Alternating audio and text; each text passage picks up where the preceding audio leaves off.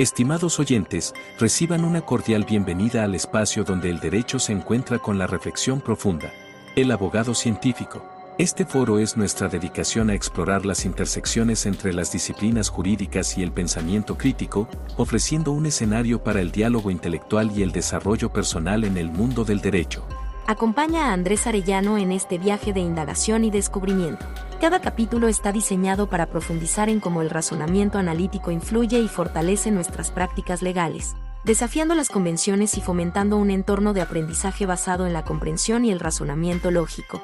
El abogado científico se compromete a ser una ventana a la exploración de conceptos jurídicos a través de la lente de la metodología y filosofía científica, con un fuerte enfoque en el análisis crítico y la evidencia. Este enfoque nos permitirá abordar temas desde una perspectiva única, desentrañando las complejidades del derecho y promoviendo una práctica legal más reflexiva y fundamentada. Así, los invito a embarcarse en esta aventura de conocimiento, donde juntos exploraremos los principios que forman la esencia de la abogacía. Prepárense para un viaje hacia la comprensión profunda y el enriquecimiento intelectual.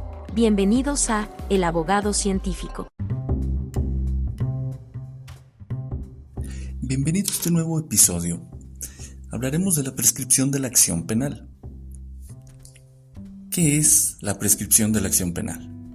¿Cuántas hipótesis existen sobre la prescripción de la acción penal? ¿Qué tiene que hacer la autoridad jurisdiccional antes de que se declare prescrita la acción penal? Estas son algunas preguntas que trataré de responder en este episodio. Inicialmente, el manejo de figuras tal como la preclusión y la prescripción son relevantes en el estudio de un caso, ya sea porque permiten establecer la unidad de análisis o elemento que se busca demostrar que subyace en el caso, o bien porque sirve para decidir si se toma o no la defensa de un caso. Esto, pues, el estudio de la prescripción en un caso implica una proactividad por parte del defensor y no así una reacción o pasividad. Te adelanto lo siguiente. Manejaré cierto grado de abstracción para exponerte la información, muy básica, muy básica. Además, las hipótesis de que se habla pertenecen a los tipos penales de cuya acción penal sí puede prescribir, dado que existe un conjunto de tipos penales cuya acción penal es imprescriptible y estos ameritan tratamiento completamente diferente. De ahí que existen tipos penales permanentes o continuados de los cuales, según la norma de que se trate y también según criterios jurisprudenciales, el cómputo de prescripción se computa una vez que cesa la permanencia. Estos considero igual podría explorarse mediante las hipótesis a exponer para ver si encajan adecuadamente o requeriríamos alguna otra variable, ¿no? Ahora bien, sobre la prescripción de la acción penal en relación a las hipótesis que te expondré, con ayuda de un colega venezolano de nombre José Rafael Albarracín, que es abogado y matemático, se está haciendo una investigación exploratoria por medio de la teoría de conjuntos y con la cual, empleando las propiedades, relaciones y álgebra de conjuntos, hemos observado cosas muy interesantes. De momento ya tenemos un esbozo de lo que posiblemente será un teorema, pero requiere de un poco más de exploración, en el sentido de demostrar, de ir experimentando ahí con las relaciones, etc. Para ir sometiendo a contrastación algunas hipótesis. Igual, algunos colegas que siguen la corriente matemática del derecho penal nos han hecho comentarios constructivos y hemos identificado algunas cosas faltantes y excluido otras. Por lo tanto, la info que te presento tiene supuestos hipotéticos muy concretos derivados de una norma penal específica. Y se dejó de lado algunas variables propias del Código Nacional de Procedimientos Penales, pues el campo de análisis es propiamente el derecho penal sustantivo. Y ya sabemos, tiene un impacto procesal, pero inicialmente deriva de un código penal. Por lo tanto, lo que te voy a decir no son solo pensamientos ahí de sillón, no, o sea, sirve para darle rigor a la labor como defensor y pues también me ha servido una práctica diaria, ¿no?, de mi quehacer como abogado defensor. ¿Qué es la prescripción de la acción penal? Daré por sentado que se conoce que la preclusión, entre muchos otros conceptos. Por lo tanto, nos centraremos en la pura prescripción. La prescripción, según la entiende el Poder Judicial de la Federación a través de la sistemática conceptual que ha desarrollado la Suprema Corte de Justicia de la Nación y tribunales colegiados de circuito, es la institución jurídica que actualiza la adquisición o pérdida de un derecho o una acción por el simple transcurso del tiempo en las condiciones previstas por la ley. Un ejemplo de pérdida de un derecho es el derecho de querella, ¿no? Al pasar el lapso de 1 año o 3 años. Y un ejemplo de pérdida de una acción, pues es el de la acción penal. También, según el cierto periodo de tiempo, puede perderse, ¿no? Como lo veremos más adelante. Igualmente, el Poder Judicial de la Federación indica que la figura jurídica de la prescripción de la acción penal supone una inactividad del Ministerio Público en relación con su función de investigación y persecución de los delitos durante el tiempo que la ley señala como suficiente para su extinción. Entonces, este tema de suponer una inactividad es importante. Y luego, nos continúa diciendo el Poder Judicial de la Federación que la prescripción de la acción penal es una sanción para la Fiscalía derivado de su inactividad. De esta caracterización o descripción, junto con los artículos del Código Penal, en este caso de mi estado de Zacatecas, surgen elementos importantes para comprender la prescripción, a los cuales se le suman, te repito, los artículos ya del Código Penal de tu estado o bien el federal, que hablan propiamente de la prescripción de la acción penal, pero están delimitados a una concreta norma penal, ya que de aquellos se derivan una o varias normas penales, y esto es bien importante. Las hipótesis que te comento derivan de una norma penal, pero delimitada específicamente, ¿no? Porque bien podemos extraer otra norma penal de un conjunto de artículos. Todos los unes en un conjunto, de ahí los interpretas y esa interpretación te va a dar la norma, ¿no? Entonces este es un proceso importante que hay que tener en cuenta, ¿no? Es previo a, y luego tener el objeto propio sobre el que recae tu conocimiento, de lo que vas a hablar, que es un conjunto de normas penales de las que se desprende la prescripción de la acción penal. Esto es importante, es básico. Bien. Son cuestiones metodológicas. De tales elementos o de tal proceso de construcción de la norma, tenemos por un lado que se desprende un elemento relevante que es el tiempo. Por otro, la actividad y la inactividad en relación a la investigación de un hecho típico o responsabilidad del sujeto activo. O mejor dicho, en responsabilidad del autor. Centrémonos en la inactividad.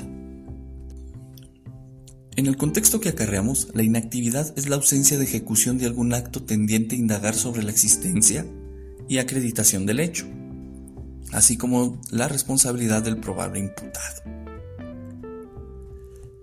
Es importante también dar algunas cosas por supuestas. La primera, que para calcular la prescripción se requiere un término mínimo y uno máximo. El término mínimo lo indica la norma penal sustantiva de manera explícita y el máximo hay que obtenerlo a partir de la media aritmética del tipo penal de que se trate. Segundo, la prescripción de la acción penal supone una inactividad del Ministerio Público para investigar el hecho y la responsabilidad de una persona. Tercero, que la acción penal es única porque su finalidad es idéntica sea cual fuere la clasificación jurídica, o sea, el tipo penal que se busca imputar a un sujeto. No existe la acción penal de homicidio, acción penal de robo o acción penal de fraude. No, simplemente existe la acción penal. Sí, y esto se basa en un principio lógico de identidad. Bien. La persecución de la acción penal corresponde al Ministerio Público. 6. La acción penal puede ser realizada por el fiscal si solo si no emplea un criterio de oportunidad. Y 7. Si la acción penal la realiza el Ministerio Público, entonces este tiene un poder por parte de la acción penal, ¿no? Que es el poder del Estado, dado que la acción requiere de la intervención del Estado, y tiene el deber de carácter funcional que impone la carga de impulsar el procedimiento hacia el inicio del proceso y luego ir impulsando ambos, ¿no? Recuerda que el proceso está incluido en el procedimiento, es un subconjunto del procedimiento. Bien, cerramos este tema. Ya respondimos la pregunta, ¿no? Al inicio, generalmente, ¿no? Le dimos una definición y ya de ahí la explicamos. ¿Cuántas hipótesis existen sobre la prescripción de la acción penal? Esta es una pregunta un poco más compleja y que arroja como que la obligación de cuantificar. No obstante, este tema requiere de la mayor claridad posible para que se tenga una concreta aplicación en la práctica, dado de pues que hablamos de una posible cuantificación de las hipótesis.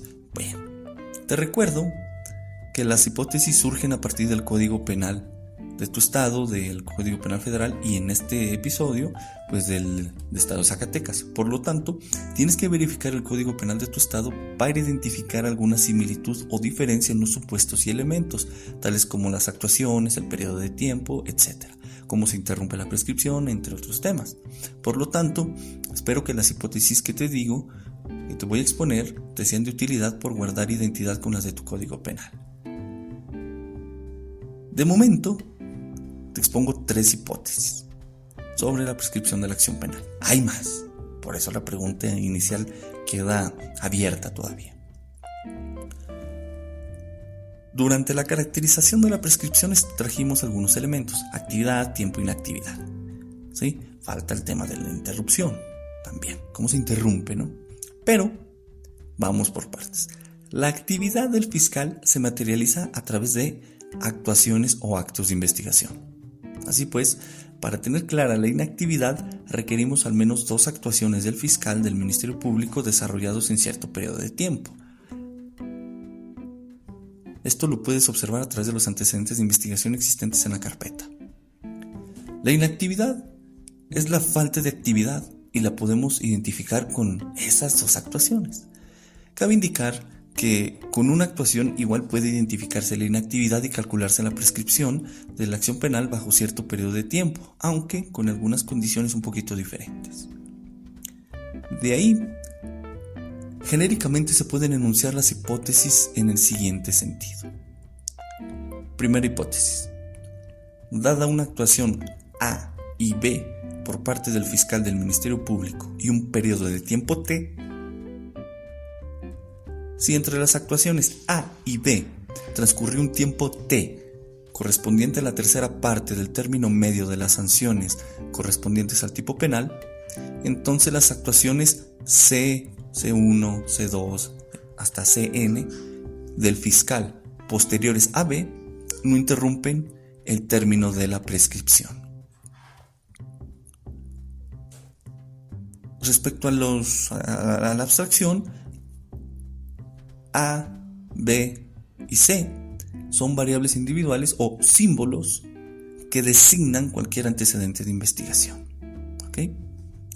T es un símbolo que denota el tiempo real transcurrido entre A y B. Ok. Con estos datos vamos a la segunda hipótesis. Nuevamente, dada una actuación A y B por parte del fiscal del Ministerio Público y un periodo de tiempo T, si entre las actuaciones A y B transcurrió un tiempo T igual a la cuarta parte del término de las sanciones correspondientes al tipo penal, entonces las actuaciones C1, C2 hasta CN del fiscal posteriores a B no interrumpen el término de la prescripción. La tercera y última hipótesis: si el término de la prescripción ya no es susceptible de ser interrumpido por las actuaciones C, C1, C2 hasta CN del fiscal que se realizaron posteriores a B, dado que ha transcurrido el periodo de tiempo T, entonces la única manera de interrumpirlo es mediante la aprehensión del probable imputado dentro del término de la prescripción. Estas son las 3 hipótesis. Bien. Nótese cómo la inactividad está dentro de la tercera o cuarta parte y desde la actuación A. Tomando en cuenta, por ejemplo, la segunda hipótesis, cuyo marco temporal de inactividad previsto por la norma para que deje de interrumpirse la prescripción es de una cuarta parte de la media aritmética de la punibilidad. De ahí tenemos lo siguiente.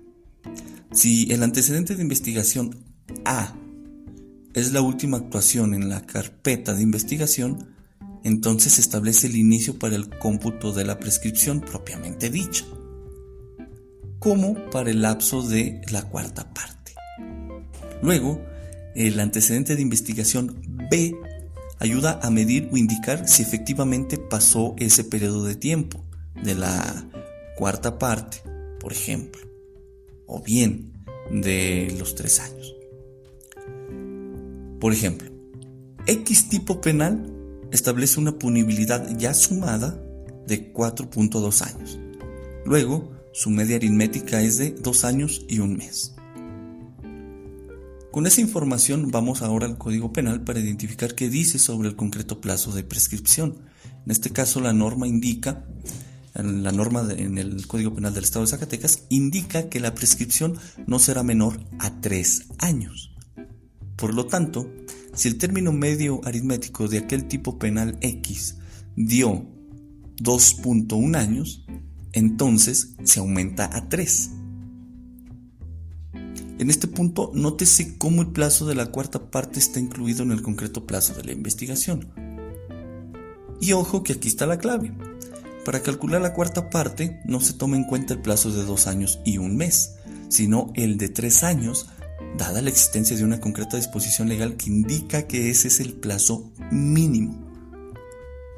En consecuencia, la cuarta parte de 3 años son 9 meses, dado que 3 años son 36 meses y 36 entre 4 da 9.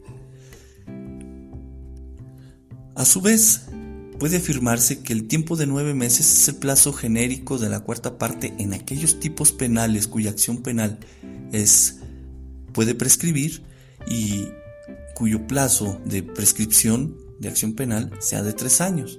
Esto sí y solo sí, así lo indica la norma penal del Código Penal de que se trate, ¿no? O del que lo extraigas. No olvides que todo lo expuesto se computa a partir de la última actuación reflejada en el concreto antecedente de investigación. Por ahí puede existir algún criterio que se computa a partir del hecho. Y este es un tema de discusión aparte, pero interesante. Estos mismos razonamientos se aplican para la primera hipótesis. La tercera hipótesis indica el supuesto de que si transcurre el plazo de la tercera o cuarta parte, entonces la prescripción ya no se interrumpe con alguna actuación del fiscal. Para interrumpirlo, el fiscal ha de actuar en un sentido diverso al de la investigación del hecho o responsabilidad, solicitando, por ejemplo, la orden de aprehensión. Luego, los probables imputados tienen que ser aprehendidos dentro del plazo de la prescripción.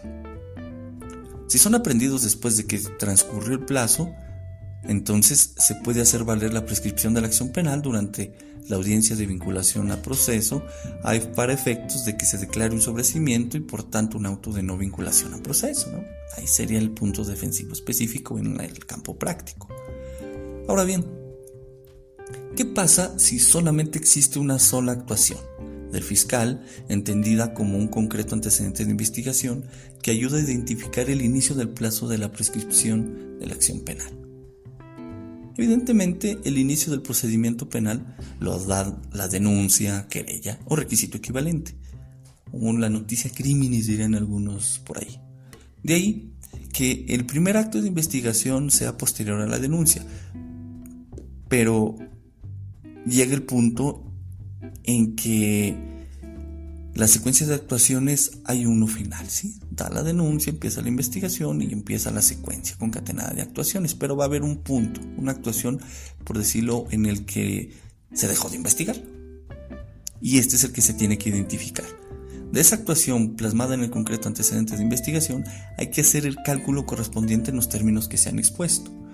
Luego se tendrá un plazo concreto para actuar e interrumpir el conteo del plazo. Y esto es importante. Tercera, cuarta parte, actuaciones dentro de pueden interrumpir el plazo. Posterior a, ya no lo interrumpen. ¿Sí? Entonces, esto de identificar la última actuación, hacer el cómputo sirve para identificar la fecha límite en que el fiscal habrá de realizar una actuación capaz de interrumpir el plazo. Y esto sirve para en la práctica pues ver si conviene pedir actos o no, actos de investigación o no, para reactivarle la investigación al fiscal. Esto es un tema ya de ponderación de casos concretos en contextos concretos. Bien. Si tenemos ya identificado la fecha límite en que el fiscal habrá de realizar una actuación capaz de interrumpir el plazo, si dentro del periodo de tiempo T no lo hace, entonces la consecuencia será que el plazo de prescripción ya no se interrumpa, salvo en los supuestos previstos por la norma, ¿sí? Hasta aquí el tema de las 3 hipótesis. Hay más, pero esas las trataremos en otro episodio. Pasemos a la siguiente pregunta. ¿Qué tiene que hacer la autoridad jurisdiccional antes de que se declare prescrita la acción penal?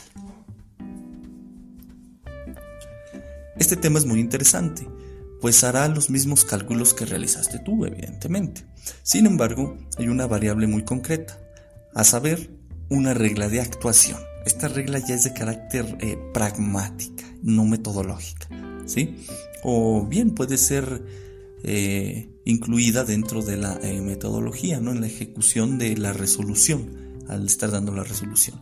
Esta regla deriva de la jurisprudencia de la primera sala de la Suprema Corte de Justicia de la Nación, emitida en el año 2021, y tiene el siguiente número de registro: 202-3752. No olvides que una regla está designada por una sentencia regulativa, de la cual deriva una proposición que indica, por ejemplo, hágase A para conseguir B. Con esta idea, la regla o lo que tiene que hacer el juez de control antes de declarar la prescripción de la acción penal es que debe realizar un ejercicio hermenéutico de ponderación entre los derechos de las víctimas o del ofendido y de los inculpados para verificar si en realidad la inactividad de la representación social puede afectar derechos o intereses de la víctima o el ofendido del delito.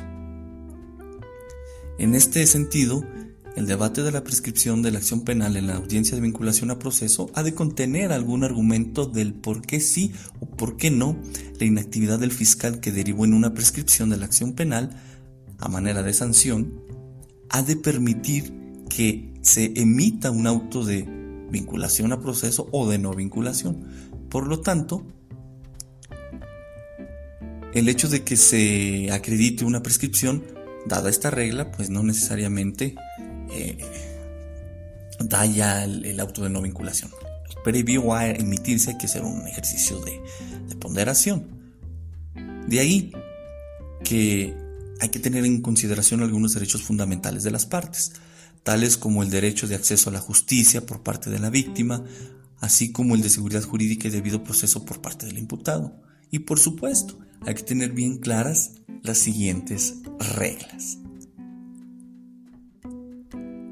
La primera, las reglas y principios de ponderación indicadas en las diversas tesis y jurisprudencias vigentes en la sistemática conceptual de los tribunales colegiados de circuito, así como de la Suprema Corte de Justicia de la Nación.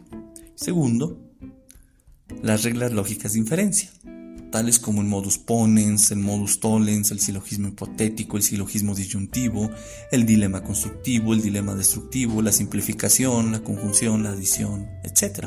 Los argumentos de carácter también, junto con estas reglas de inferencia que vas a ir construyendo argumentos, y dentro de los argumentos tener claro los de carácter descriptivo, los explicativos, los abductivos. Y fíjate que una regla de inferencia muy interesante y que puede dar lugar a un argumento sería el dilema, ¿no? Y luego ya en su momento el modus tollens.